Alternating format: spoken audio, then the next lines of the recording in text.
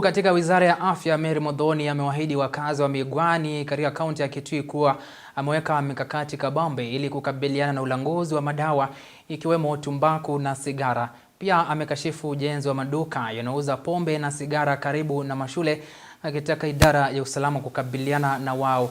Aidha, amewasihi wakazi kujiunga na kujiandikisha kwa mpango wa SHA ili waweze kunufaika.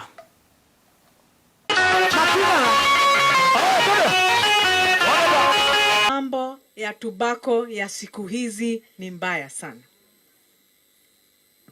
Inagonjesha wewe mwenye unavuta na mwenye havuti. Unashangaa tumeanza kupata mambo ya respiratory diseases ama ugonjwa wa kansa wa respiratory unatoka wapi katika vijijini.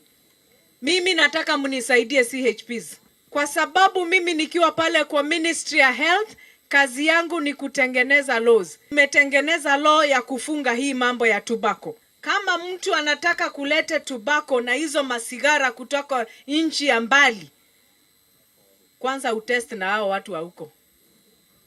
Usilete ukisema only to be sold in Kenya. Mimi nikiwa na CS wangu Duale, ikifika pale airport kama imeandikwa only to be sold in Kenya, tunachoma.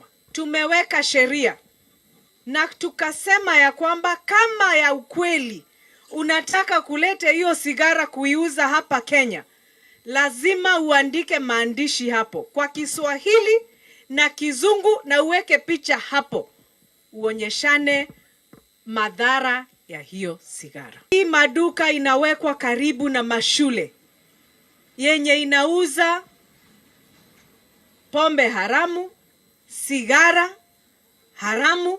Hizo DCC, tafadhali, you know it is by law, they are not supposed to be near schools.